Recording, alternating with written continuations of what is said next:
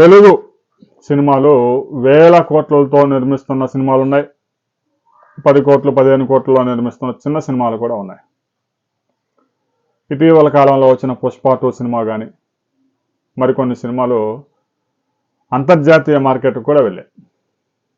దేశం అంతా రిలీజ్ చేస్తూ ఉన్నారు, ప్రపంచం అంతా చాలా దేశాల్లో రిలీజ్ చేస్తూ ఉన్నారు. బడ్జెట్లు కూడా 500 కోట్లు 600 కోట్లు 700 కోట్లు 800 కోట్లు 1000 కోట్లు బడ్జెట్ కూడా. ఇక హిందీలో 4000 కోట్లతో కూడా 3 పార్ట్స్గా ఒక సినిమా రాబోతా ఉంది.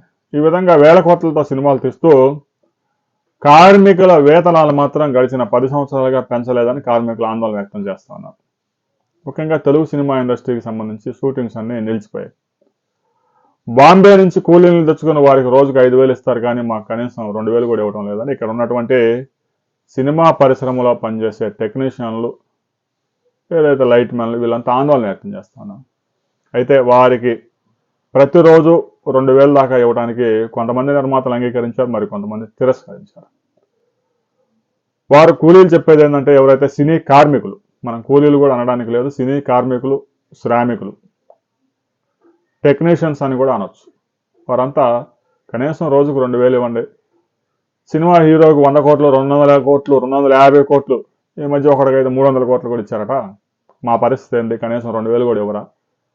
సంవత్సరం మొత్తం మీద 100 రోజులు కూడా పని దొరకడం లేదు, కనీసం 2000 ఇస్తేనే మేము షూటింగ్ జరుపుతామని చెప్పేసి పట్టుబట్టు కూర్చున్నారు. దీంతో షూటింగ్లు అన్నీ నిలిచిపోయాయి.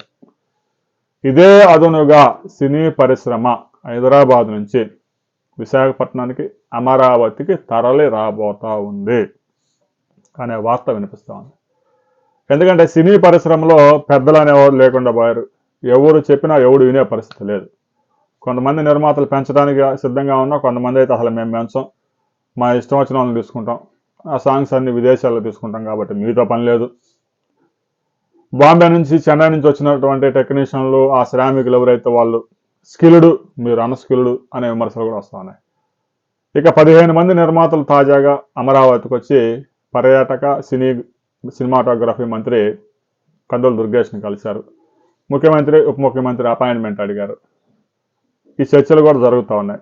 అయితే సినీ పరిశ్రమకి విశాఖపట్నంలో కానీ అమరావతి సమీప ప్రాంతాల్లో కానీ స్టూడియోల నిర్మాణానికి భూములు ఇస్తే సినీ పరిశ్రమ తరలి రావడానికి సిద్ధంగా ఉంది అనే సంకేతాలు ఇచ్చినట్టుగా తెలుస్తాం. అయితే రాష్ట్ర ప్రభుత్వం వారికి భూమి కేటాయిస్తుందా లేదా అనే విషయం రాబోయే కొద్ది రోజుల్లో తెలిపోతుంది. రాష్ట్ర ప్రభుత్వం కనుక స్టూడియోలకి ఇదే సమయంలో భూములు ఇస్తే విశాఖపట్నంలో ఒక 4 స్టూడియోలు, అమరావతి సమీప ప్రాంతాల్లో, అమరావతి రాజధానిలో కాకపోయినా అమరావతి సమీప ప్రాంతాల్లో, అనువైన ప్రాంతాల్లో మరో 4 సినీ స్టూడియోలు వచ్చే అవకాశాలు స్పష్టంగా కనిపిస్తున్నాయి. దీని మీద రాబోయే కొద్ది రోజుల్లోనే మరింత స్పష్టత వస్తుంది. స్పష్టత వచ్చిన తర్వాత మరో వీడియోలో మనం తెలుసుకుందాం.